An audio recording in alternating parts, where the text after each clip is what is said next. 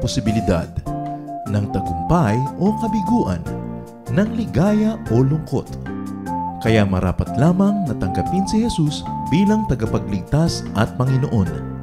At matapos yun ay panariwain ang katapatan at paglapit sa Kanya bawat araw o day by day. Ang day by day ay naglalayong umalalay sa pang-araw-araw na pamumuhay. Narito po si Kuya Ed Lapis sa mensaheng pinamagatang A Great Way to Peace.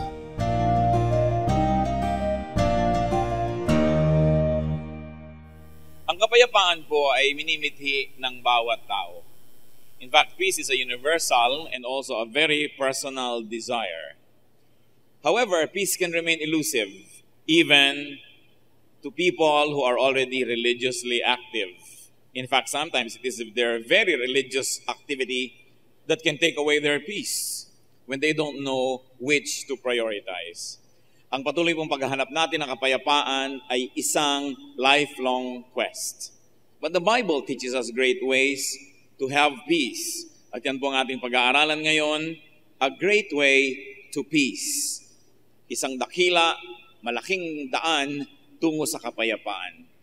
Aming Diyos, salamat sapagkat kayo ay Diyos ng kapayapaan, ng katiwasayan.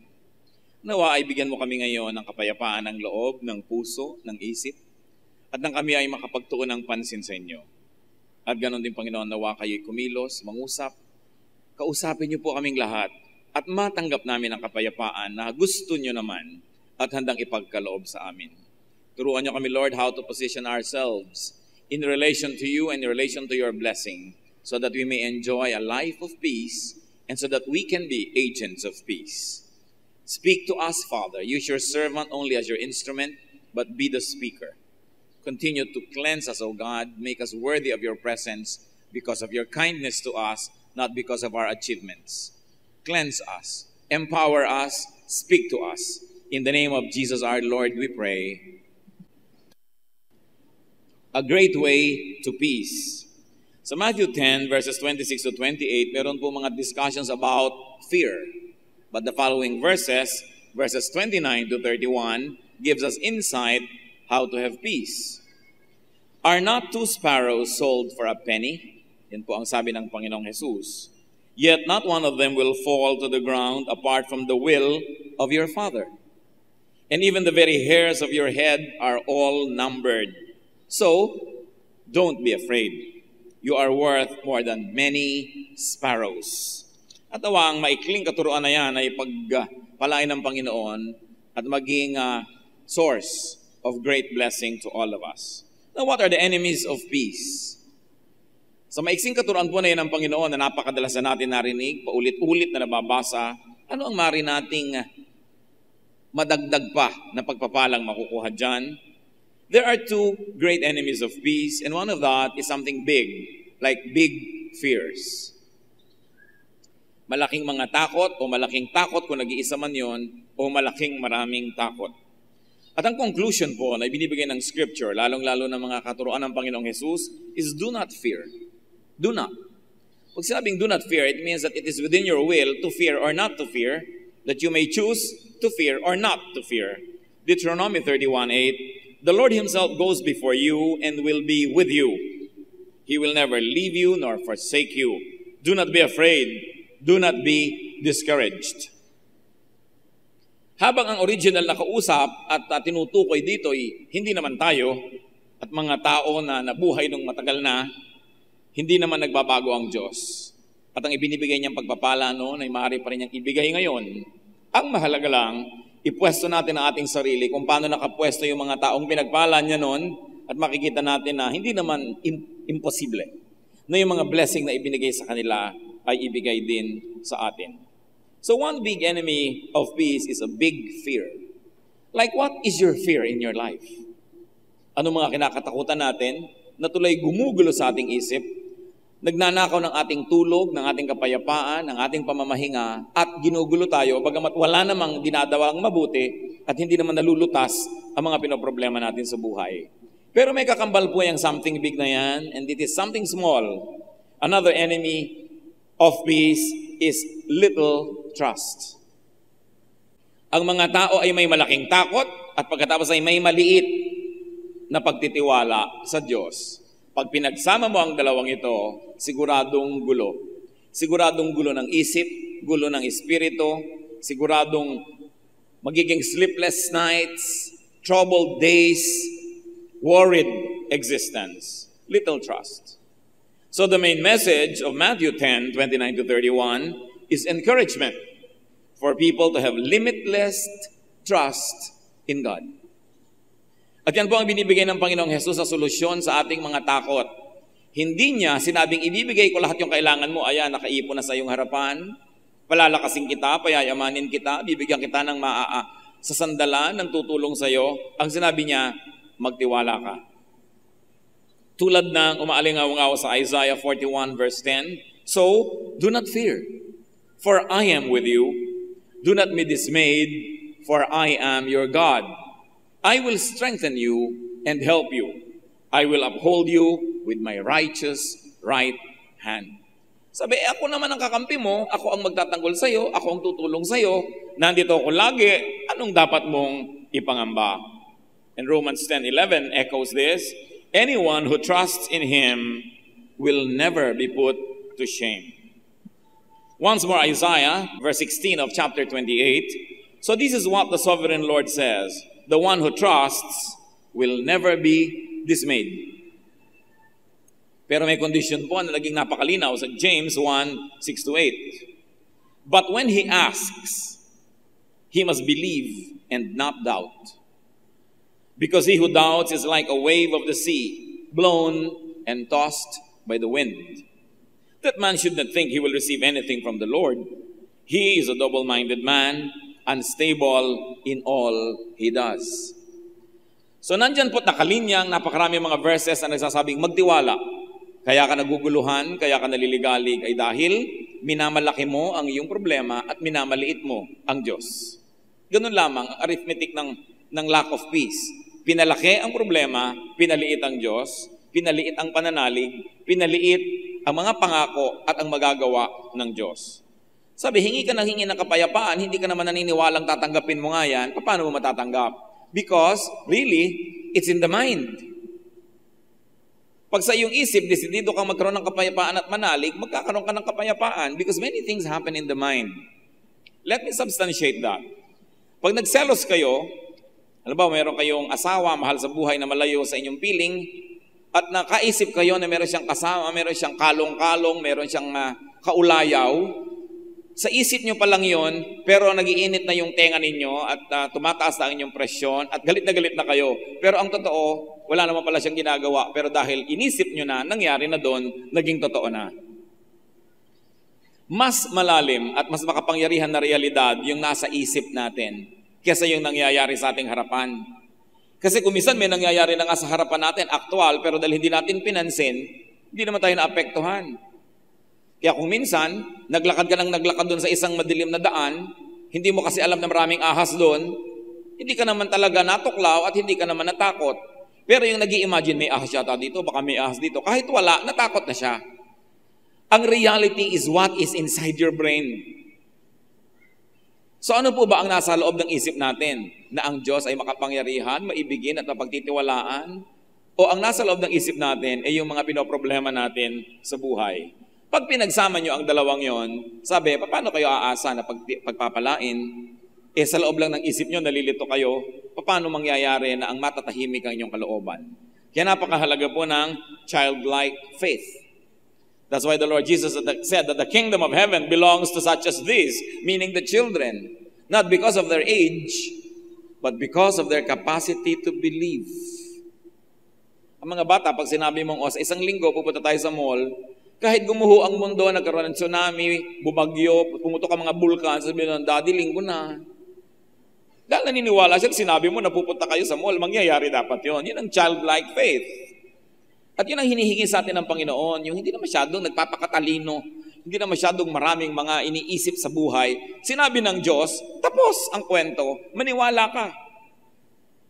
Kasi kung hindi ka naman naniniwala, kahit mangyari yon, hindi ka pa rin magbe-benefit. Because your reality inside your mind is your reality. It's not what happens outside of your mind or it's not what happens around you, but it's your reality. Kaya yung mga may asawa na iniisip na pinagtataksilan sila ng asawa nila, sa sa hindi, dahil iniisip na nila, nangangayayat na sila, namumroblema na, nagagalit na.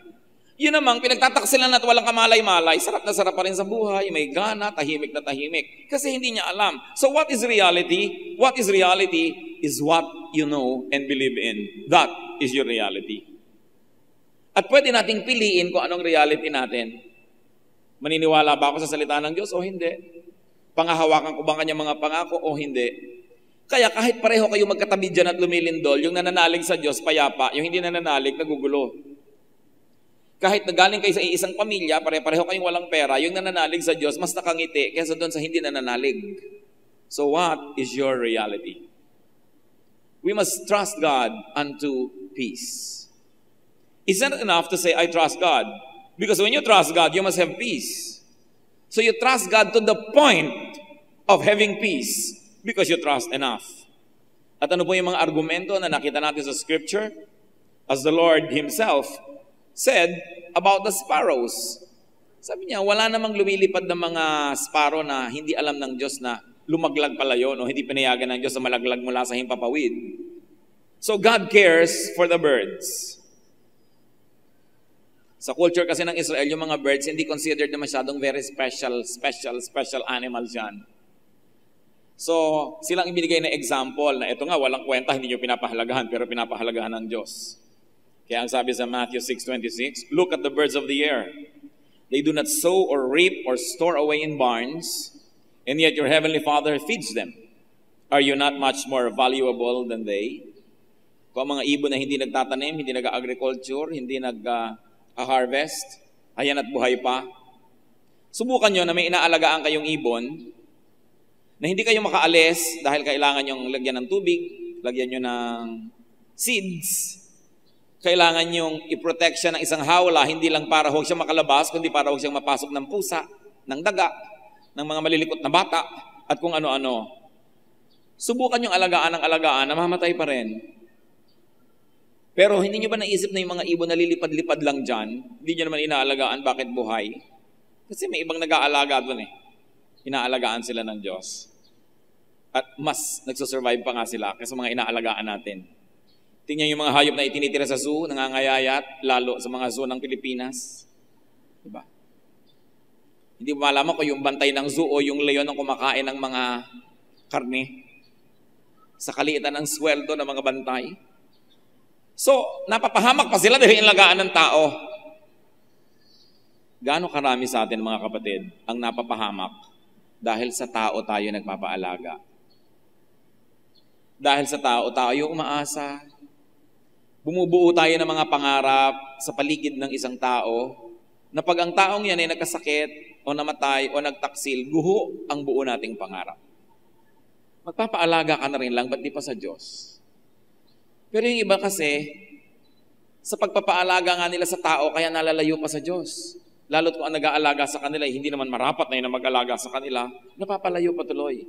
Para mga hayop na ilalagaan sa zoo, napahamak patuloy, mabuti na lang, iniwan na lang na ang kalikasan o ang Diyos ng kalikasan ang nag-aalaga sa kanila. Now, God cares for the birds, and very specifically in our reading, God cares for the sparrows. Interestingly, the sparrows are considered to be the cheapest of birds. Yan ang pinakamumurahing ibon sa Israel, tulad ng sa atin ay maya-maya. Diba? Yung mga lilipad-lipad dyan, binabato-bato na dating national bird. Buti na lamang at nagising ang nag-iisip kung ano ng national leaf, national food, national ewan, pinalitan ng malaking eagle. Kasi yung binabato-bato mo sa mga pilapil na iilag-ilag, yun ang national bird.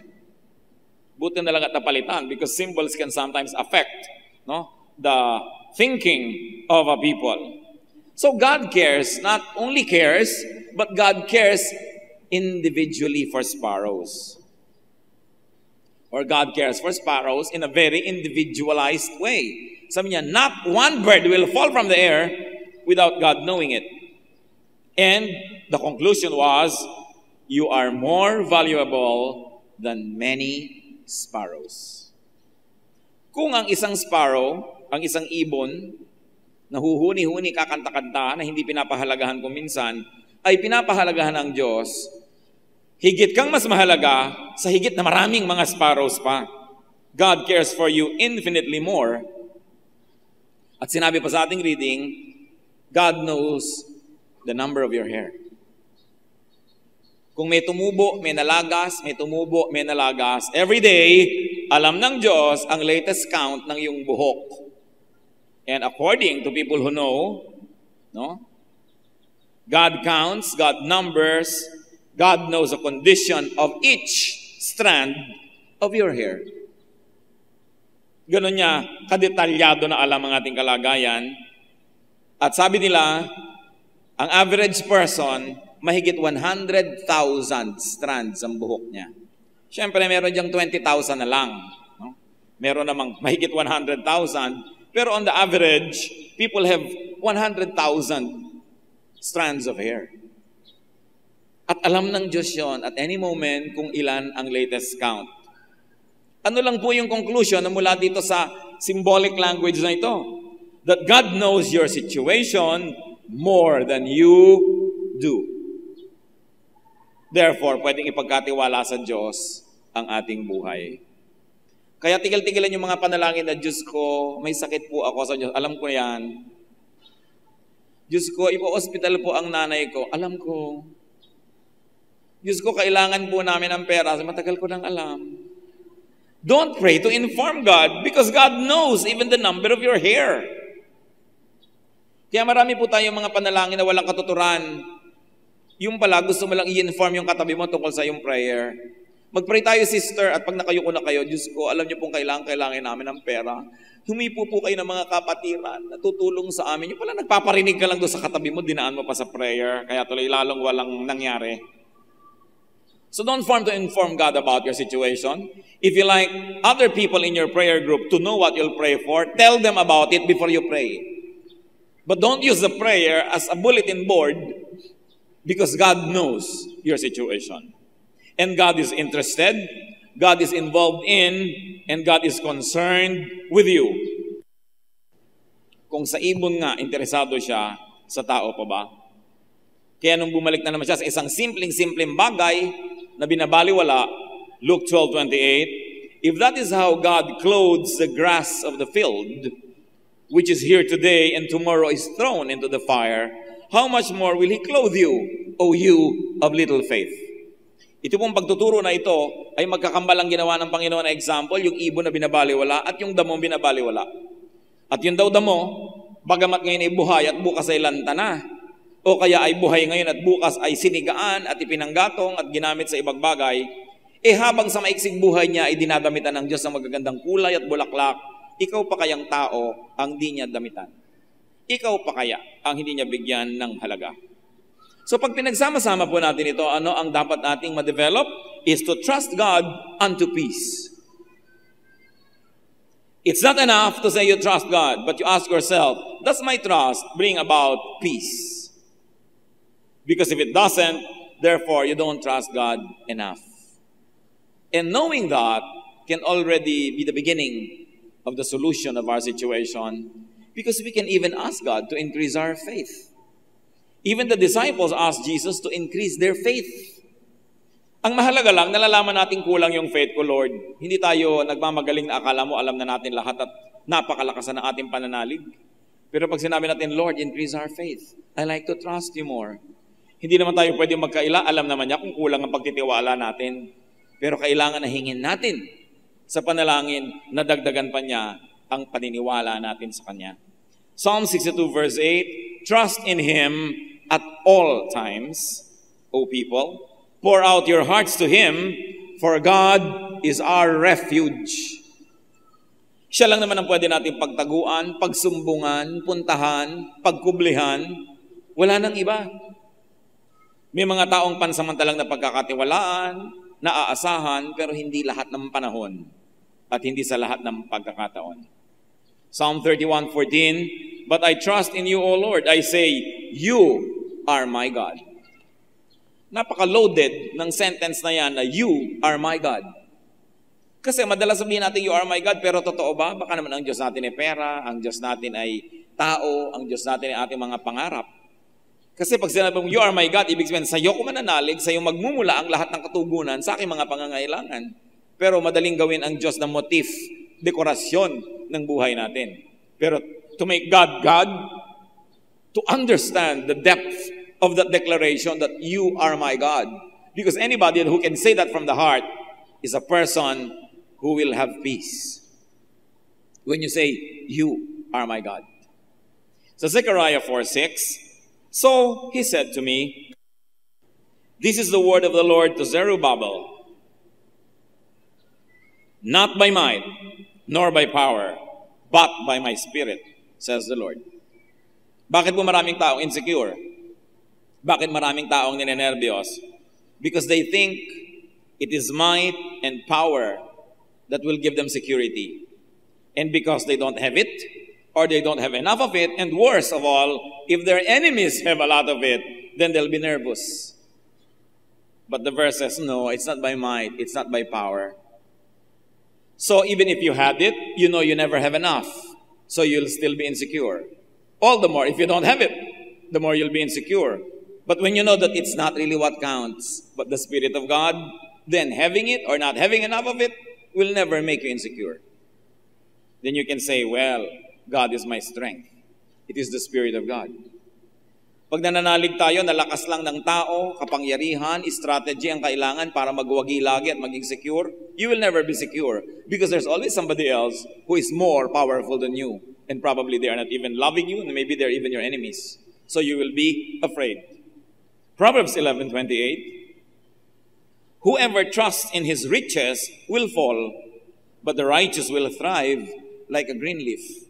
Here is another lie. Ano po kanina yung lie? That strength and power is what we need. The Bible says no. It's the Spirit of God that you need. Another lie is that it is riches that will make you secure. It is riches that will give you peace. Diyos ko, kung meron lang po akong 1 million, tahimik na ang buhay ko. Kung meron lang po akong 5 million o 20 million, payapang-payapa na ako. Tanungin nyo yung mga meron yan kung payapa nga. So pag meron ka niyan, hindi ka pa rin payapa. Pag wala ka, lalo ka namang hindi payapa. So paano ka magkakaroon ng kapayapaan? Yung sinasabi ng Biblia, na hindi dyan at hindi sa pagtitiwala niyan ka magkakaroon ng kapayapaan. Kundi sa pagiging makadiyos, sa pagiging matuwid. In being righteous, you will stand. It's not through this. Psalm 118 verse 8, it is better to take refuge in the Lord than to trust in man. So what lie is being corrected here? That you are secure if there are people around you who will help you. So, ay secure ako dahil marami kong anak. Kahit 10 ang anak nyo, kung minsan nasa abroad ding lahat, pag natumba kayo dyan, wala din dadampot sa inyo. Madadampot ba kayo ng remittance? So hindi na security ngayon yon. Sabi nyo, mag-aasawa ako para secure, hindi ako mag-isa pagtanda. Maraming iniwan ng asawa. Kung hindi man iniwan dahil sumama sa iba, namatay bigla yung asawa nyo, nag-iisa pa rin kayo. So sabi, pag ilalagay mo lang yung kaligayahan mo at yung sense of security mo, dahil may tao dyan, hindi ka magkakaroon ng kapayapaan. Dahil una, kung ang husay-husay niyang tao na yan, gusto niyang sungkitin ng iba. So wala ka nang gagawin kundi bantayan yan para huwag maagaw ng iba. O kaya, may tao nga dyan pero hindi naman maasahan, pabigat pa, di lalong gumulong buhay mo. O kaya may tao nga dyan, mahal na mahal ka, talagang ipagtatanggol ka, pero yun, biglang namatay. Wala rin. Kasi sabi niya, kung aasa ka lang sa tao, hindi ka talaga magkakapis. Hindi natin sinasabing baliwala yung kapangyarihan, yung kayamanan, yung tao. Up to a point, they can be very, very helpful. But if you would think that they are the answer to your longings, to your insecurity, and to your fears, we are wrong. Proverbs 28:26, he who trusts in himself is a fool, but he who walks in wisdom is kept safe. So sasabihin ng iba, hindi na lang ako gitiwala sa iba, sa sarili ko na lang. Ako na lang lahat. Pero sabi, isang malaking kabaliwan yan, dahil hindi ka naman laging malusog, hindi ka laging magaling, hindi ka laging tama, paano ka aasa sa iyong sarili? And these are the major sources of doubts. Walang tao sa paligid ko, doubtful tuloy kung magiging secure ako. Pero kung marami, doubtful din. Can I maintain them? Can I keep them? Wala akong pera, dapat ako magkaroon para ako masecure. Nung marami kang yung pera, everybody likes to ask for it and everybody likes to take it, lalo ka na insecure. Tingnan nyo yung mga maraming nababalitang nananalo sa mga loto, mga biglang yumaman, lalong gumulo. Sabagay, kung magulo buhay mo't mahirap ka at magulot mayaman, doon ako sa mayaman. No? Pareho rin lang gulo yan. Pero yung iba nagiging mitsa pa ng buhay nila tuloy. Kasi maraming tao, alam nyo, sanay maging mahirap dahil ipinanganak at lumaking mahirap. May practice, pero hindi sanay maging mayaman. Kaya pag biglang nagkapera, lalong nagkakagulo-gulo ang buhay. Alam niyo yung pagkakaroon ng maraming pera, pinagpa-practicean din dapat yan. Pag hindi ka sanay, naku baka ma-allergy ka rin. Mahirap, pero allergy na, di bali na. No? Kaya lang hindi ko mo nagkapera ka, okay na yon. Kasi ang pera is a very powerful energy. Para bang iyan ay isang napakalakas na bull, o kaya ay buffalo, o kaya ay kabayo. Kailangan magaling kang magrenda para yung lakas niya ay pakinabangan mo. Mapapunta mo ang kabayo umahon, lumusong, kumaliwa, kumanan, huminto. Pero kung ang lakas-lakas ng kabayo at sasakay ka, tas hindi mo control, ihahampas ka niyan, ihahagis ka niyan, at matatapakan ka pa. At ganoon ang nangyayari sa mga taong hindi naman sanay maging matagumpay, sikat o mayaman, ay biglang tumagumpay o sumikat o yumaman, lalong nagkakawasak-wasak. So, mai-insecure ang mga tao. What is the major cause of fear? Trusting in wrong protectors, trusting in wrong saviors. Bakit yung iba sasabihin, naku, pagka nakabili na ako ng mga insurance sa mga anak ko, tayapan ang buhay ko? Hindi na totoo yan. Kita nyo ngayon mga naghahabol ng mga educational plan, binawasan ang kinakain karne linggo-linggo para lang makapaghulog niyan. Tapos ngayon, ayan, naghahabol sa tambol mayor. Hindi lagi, naku, nag-ipon ka, okay ka, pero dahil hindi mo naman alam pareho ang mangyayari, mas mabuti na rin mag-ipon. Pero hindi ko mo inipon ka, secure ka na. Hindi ko mo. Ang ginagawa mo yung iniisip ng marami na maganda tama na nga. Sabi sa Ecclesiastes 9:11 ni Solomon na pinakamarunong na tao sa balat ng lupa. Alam niya, sabi niya, may naobserbahan din ako I have seen something else under the sun. The race is not to the swift or the battle to the strong, nor does food come to the wise or wealth to the brilliant, or favor to the learned, but time and chance happen to them all. Siguro kung hindi si Solomon na nagsabi nito, gyagirahin nyo pa Buti na lang si Solomon at sinabi ng Diyos, pinakamarunong siya, so pwedeng pakinggan. Sabi niya, alam nyo, may naobserbahan pa akong isang kakatuwa sa buhay ng tao. Hindi ko mo mabilis kang tumakbo, ikaw ang mananalo sa karera. Hindi ko mo ikaw ang malakas, ikaw ang mananalo sa gyera. At hindi ko mo marunong ka, ikaw ang pupuntahan ng pagkain. At ikaw ang magkakaroon ng mga kailangan mo sa buhay. At hindi ko mo napakahusay mo, ikaw ang yayaman. Marami dyan na walang kahusay-husay, yan ang mayayaman. Sabi dyan, marami dyan mga mangmang, sila ang maraming pagkain.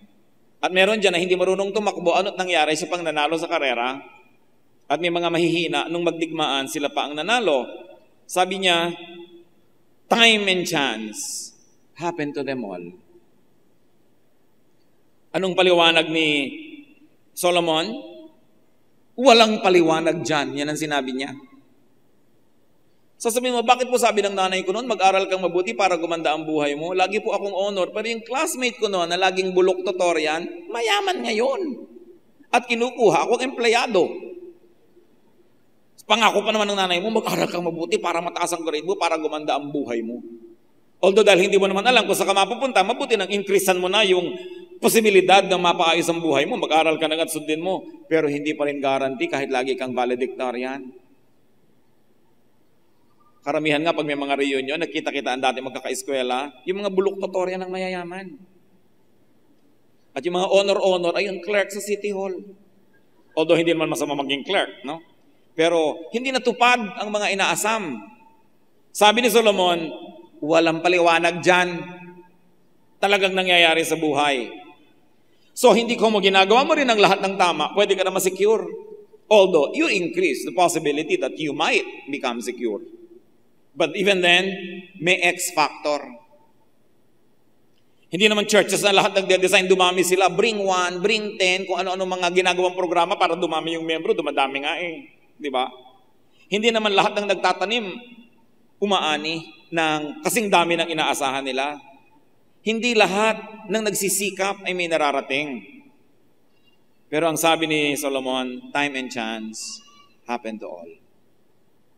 Ibig sabihin, kung gusto kang pagpalain ng Diyos, walang makakapigil. At kung ayaw ka naman pagpalain, walang makakapilit. So gusto mong makatiyak-tiyak sa buhay, sa Diyos ka magpalapad ng papel. Sa Diyos ka lumapit. Diyos ang bigyan mo ng kasiyahan dahil walang makakapigil sa Kanya kung ibig Kanyang pagpalain. Pero yun ba ang ginagawa natin? Madalas, sinasakripisyo natin ang relasyon natin sa Diyos sa paghahabol ng pera, sa paghahabol ng kapangyarihan, sa paghahabol ng tao, sa paghahabol ng ating mga sariling minimiti sa buhay. Put your heart, put your life, put your spirit in God's hands dahil hindi Kanya pababayaan. Meron po ako isang paboritong illustration.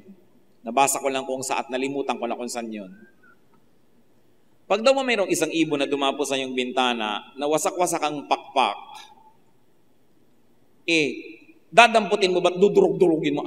Dumapo ka dito, halika nga, ibon ka. Ganyan-ganyan mo, tatadyak-tadyakan mo yung ibon. Sabi, hindi naman. Di po ba? Gaano karami sa inyo, dumapo ang ibon, aalagaan nyo ng konti para gumaling, patingin nga ng kamay ninyo. Patingin, nasa na mga kamay nyo? Ang dami. Kasi yun ang normal. Kung tayong tao na makasalanan, tayong tao na marami na ring sinaktan at maring sinadya pa, mag-aalaga ng isang ibong nagpapakupkop. Ang tanong, hindi kaya tayo alagaan ng Diyos kung magpakupkop tayo sa Kanya? So bakit tayo mag-aalinlangan? Pag sinabi niyang huwag mong gawin, di sundin. Pag sinabing tanggalin mo itong ganito sa iyong buhay ng mapaayos ka, sundin. Kasi walang mapapahamak sa pagsunod sa Diyos. Hindi naman gagawin ng Diyos na, sumunod ka sa akin, lagot ka. Ipapahamak kita. Imposible. So gusto po nating mawala ang mga pangamba natin sa buhay, magkaroon tayo ng peace, just obey God. At huwag kayong mag-worry about the outcome. Huwag niyo sabihin, Diyos ko, sumusunod ako sa iyong 3 araw. Nasa na ang blessing. Huwag niyo siyang apurahin, huwag niyong madaliin. Hayaan niyo lang siya. Let God be God. Proverbs 3:5-6. Trust in the Lord with all your heart and lean not on your own understanding. Sabi, magtiwala ka ng ganap at huwag kang sa sarili mo ka maniwala. Kung ang karunungan mo kumukontra sa sinasabi ng Diyos, sa kanya maniwala at kalimutan mo yung karunungan mo na yan. Sabi, lean not on your own understanding. In all your ways, acknowledge Him and He will make your path straight. Sundin mo. Bakit gusto natin laging inaayos ang buhay natin? Kailangan ayusin ko to, kailangan ayusin ko yun. Ayos tayo ng ayos, halimbawa sa buhay ng anak natin, buhay ng asawa natin. Yung meron tayong messianic complex na parang hindi naaandar ang mundo pag hindi tayo ang nagpaandar, mali na ang lahat pag hindi tayo ang nasunod. Pero ang tanong, kung nagkaroon na kayo ng kalaban sa buhay, nagtataka kayo, hindi nyo naman siya inaalagaan, bukas buhay pa rin. In fact, ikatutuwa nyo sanang nawala na siya sa mundo. Kung minsan gumagawa pa tayo ng masama laban sa ating kapwa, pero buhay pa rin. Hindi mo na nga inaalagaan, ginagawan mo ng masama, buhay pa rin. Alam niyo kung bakit? Kasi may Diyos na bumubuhay sa Kanya. Yung mga nag-abroad, dahil sa pagtakas sa kahirapan, salamat, nakatakas na ako, nakarating na ako kung saan-saan. Pag uwi nyo sa inyong mga barangay, mas matataba pa sa inyo yung mga iniwan nyo nun. Mas malalaki pa ang tawanan, mas marami pa silang kasiyahan kumisan kaysa sa inyo. Nagtataka ka, tinakasan ko sila, ginawa ko na ang lahat para bumuti ang buhay ko, ang tagal-tagal ko silang iniwan, dapat sa laki ng difference ng income namin, at sa dami ng laki ng naging agwat ko sa kanila, dapat mga hamak at dusta at mga yagit na itong lahat. Pero pagbalik mo, mas maganda pa cellphone nila kaysa sa'yo. Bakit? May Diyos ding nag-alaga dun eh. Kahit saan ka sumuot, nandun ang Diyos. Yung sobrang inilalagay sa kamay nila, ang ikabubuti nila, sometimes to the point of not trusting God anymore and being obsessed with things, these are the people that sometimes even miss the mark and they miss the blessing. Kung yung ibon pinapakain, kung yung halaman dinadamitan, kung yung taong hindi nagsisikap, buhay pa rin, ikaw pa kaya na nagpapaka-Diyos? Ikaw pa kaya na magsisikap na magtitiwala at susunod sa Kanya? That is where peace is. Sa pagtitiwala at sa pagsunod. Isipin ninyo, ang buong Russia ay umaandar kahit wala kayo roon. Hindi naman kayo gobernador ng Hawaii, pero umaandar yung state na yon. Bakit? Because that's how God designed life to be. Life goes on. At sabi nga ng Jurassic Park, life finds a way. Kaya kahit isang buto, may inalagaan ka tumubo, pero isa ihagis mo lang kung saan, tumutubo rin eh. Kasi merong Diyos. Umiinog ang planeta kahit hindi mo ito itulak. Lumalakad ang panahon kahit hindi mo paandarin. Sisikat ang araw kahit hindi mo piliting itaas. Ang buhay ay aandar. So huwag nating sayangin ang ating lakas na i-manipulate ang buhay. Makiagos lang tayo sa speed, sa direction ng Panginoon, and you will enjoy life better. Let us not play God. Huwag nating piliting baguhin ang ating kapwa. Ang Diyos nga eh. Hindi siya nagmamagic na baguhin ang tao. Tapos tayo gusto mong baguhin ang asawa mo, baguhin ang anak mo, baguhin ang lahat. Kaya tuloy miserable ka.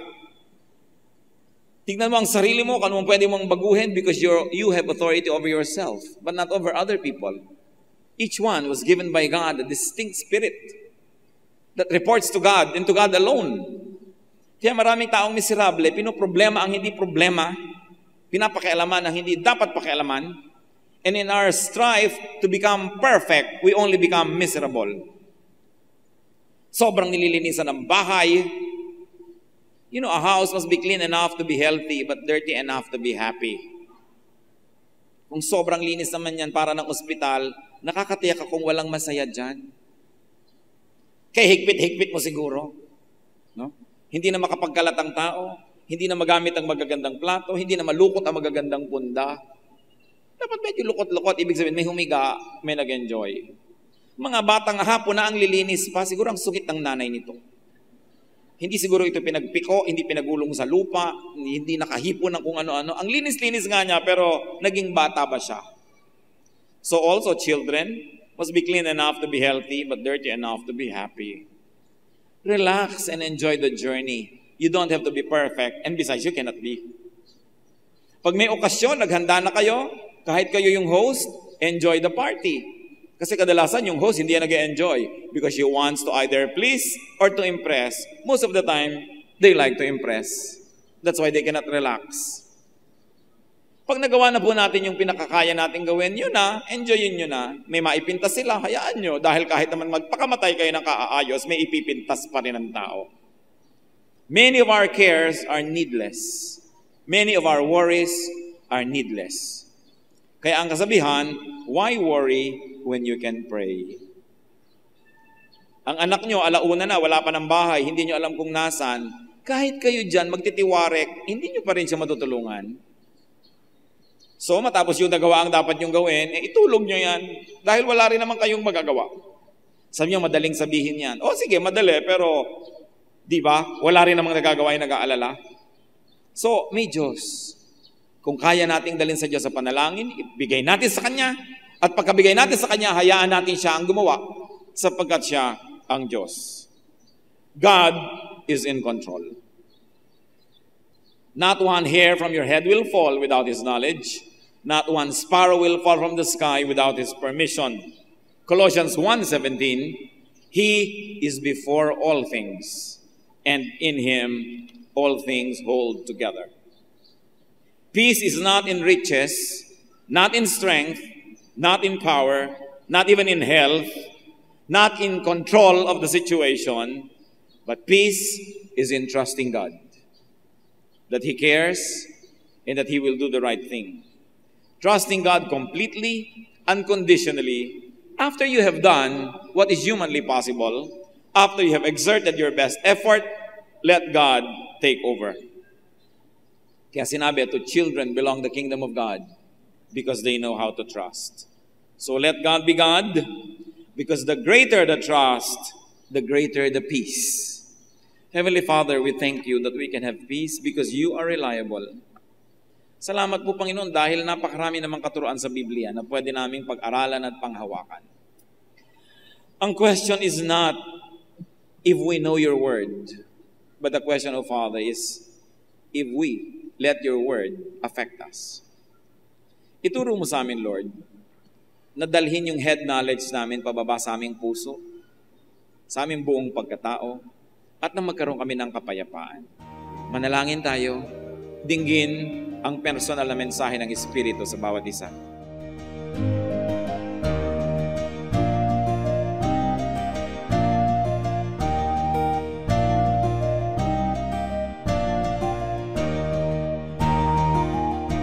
Ang katatapos pong mensahe ni Kuya Ed Lapiz ay pinamagatang A Great Way to Peace.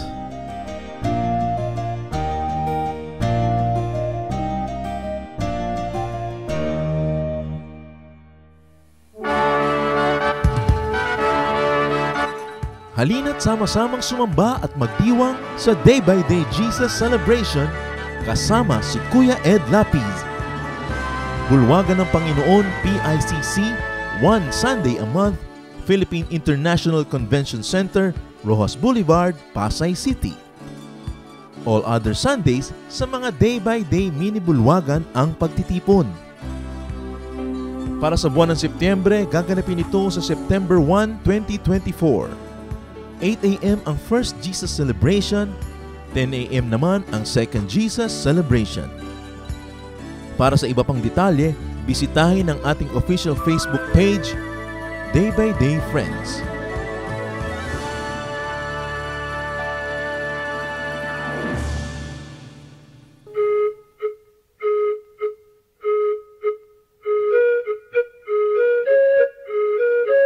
Dumako po tayo sa mga hiyas ng bayan, mga bagay po na maaari nating kilalanin, pag-aralan, ipagmalaki bilang mga Pilipino, hindi naman para magyabang, kundi para magkaroon po tayo ng mahalagang pagtingin sa ating mga ninuno, sa ating nakaraan at sa ating sarili.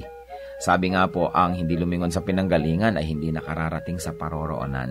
Kaya mahalaga rin naman na atin pong pagbulay-bulayan, pag-aralan, yung mga karunungan ng ating bayan. At ngayon po ang ating hiyas na itatampok ay isang kasabihan. Bakit po hiyas ang kasabihan? Sapagkat bago naman tayo makagawa ng isang kasabihan, kailangan ng napakahabang panahon, ng pag-aaral, ng pagmamatyag, at ng isang sensitibong puso sa mga katotohanan sa daloy ng buhay. Bawat isang kasabihan po ay maaaring isa o maraming buhay na nagtulong-tulong, nagsama-sama upang makita ang mga batas ng buhay, ang mga daloy ng mga katotohanan. Kaya nga po ang isa nating pagbubulay-bulayan ngayon na kasabihan ng ating bayan na hinango po sa koleksyon ng UP Cultural Dictionary for Filipinos ni Thelma Quintanar at mga kasama. Sabi po ng kasabihang ito, ang bayaning masugatan, nag-iibayo ang tapang. Tama nga naman po. At ito po, kung ibabase natin doon sa kanyang pangunahing kahulugan, yun pong literal, totoo naman. Sa mga larangan ng digmaan, yung mga bayani, habang nasusugatan, habang tinatamaan at nagdurugo o kaya po ay lumilipad ang mga punglo sa paligid, ay lalong tumatapang. Yun po yung mga bayani, siyempre may mga duwag na pag nasugatan, umaatras naman. Pero ang mga bayani, pag nasusugatan, nag-iibayo pa ang tapang. Subalit higit po dito sa pangunahing kahulugan nito na yung literal, meron pa pong malalim na kahulugan siyempre ang hiyas ng bayan na kasabihan na ito. Na ang taong talagang matining ang loob, ang taong talagang mahusay ang kalooban, ang tao na talagang magiting ang kanya pong pagkatao, habang siya po ay hinahamon ng mga nakapaligiran, habang siya po ay pinipilit na ikulong, ay lalo naman siyang nagpipilit na makalaya. Habang siya'y minamaliit ay lalo naman niyang pinapatunayan ang kanyang kadakilaan. At habang siya po'y pinahihirapan sa kanya pong pagtatangkang makamit ang kanyang minimithi, ay lalo naman po siyang nagsusumigsa at lalo naman siyang nagsisikap na malampasan ang mga hadlang na ibinibigay sa kanya. Yan po ang tunay na kabayanihan. Hindi madaling matakot, hindi madaling umatras, hindi ningas kugon, hindi madaling panghinaan ng loob, at hindi madaling alisan ng damdaming marubdob upang maituloy ang mga dakilang adhikain. Yan po ang isang tunay na kabayanihan. Hindi madaling pigilin ng mga kalungkutan, hindi madaling pigilin ng mga balakid o hirap. At yan po ang isang tunay na kabayanihan. Yung pong tayo ay magkaroon ng isip na kapag naidalangin na natin at nadesisyon na natin gawin ng isang bagay, hindi tayo madaling hadlangan. Habang nagkakaroon ng hadlang, lalong tumitibay ang ating determinasyon na ito'y malampasan. Habang tayo nasusugatan, lalo tayong tumatapang.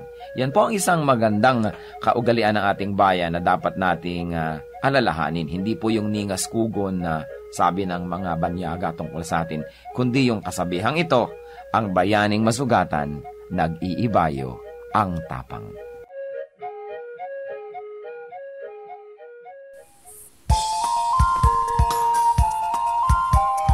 Hi everyone! Ako po si Pastor Jomari Di Palio.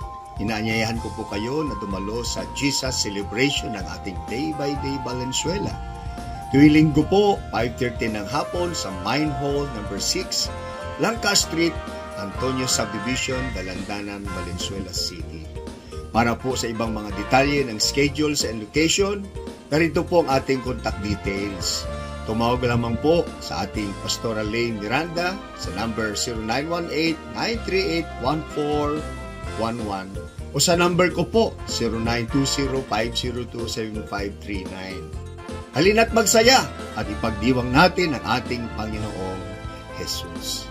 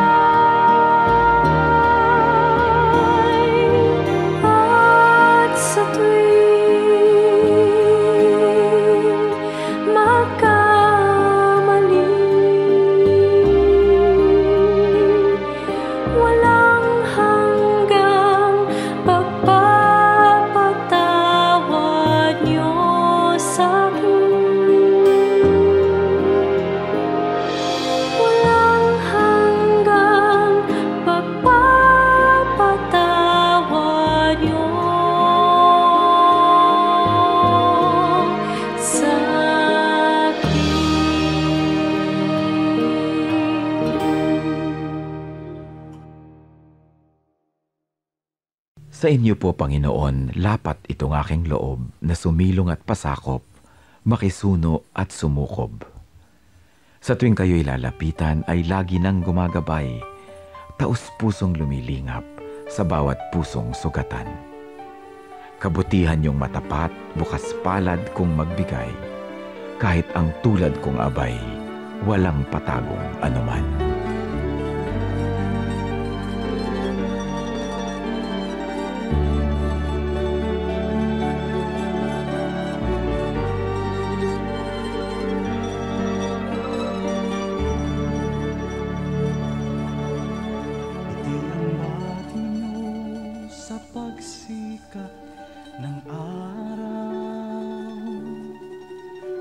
Sa karilagan ng takip silim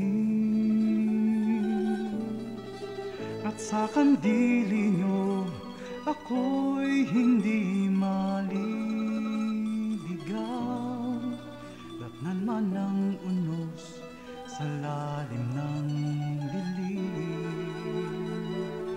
Kung sisikapin kong bilangin ang mga bituin, isa-isahin ko man bato sa buhangin.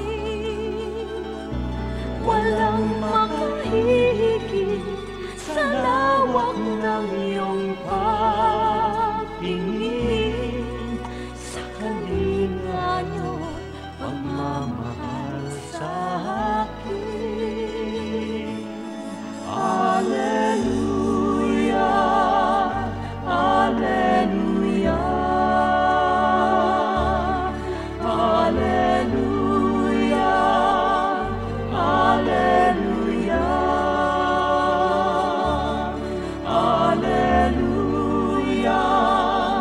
Alleluia,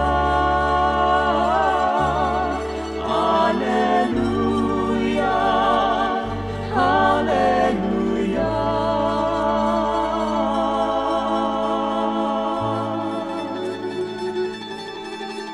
Ang aming nais ko'y purihin ka sa magdamag, makasama ka maging sa aking hatid. Ako'y nagagalak sa kaligtasan niyo at habag, pagkat paglapit ko, ngiti ang iyong batid. Alleluia, Alleluia,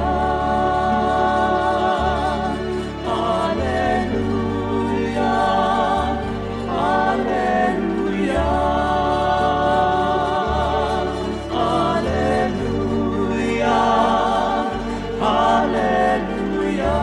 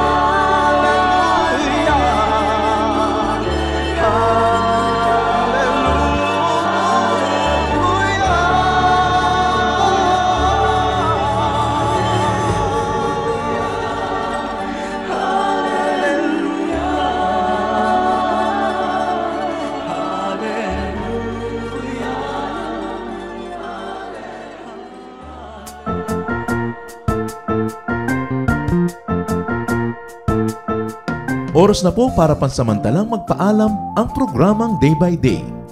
Tayo po'y magsama-sama tuwing ika-6 hanggang ika-7 ng umaga, araw-araw. Magandang umaga po at mabuhay ang Panginoong Hesus!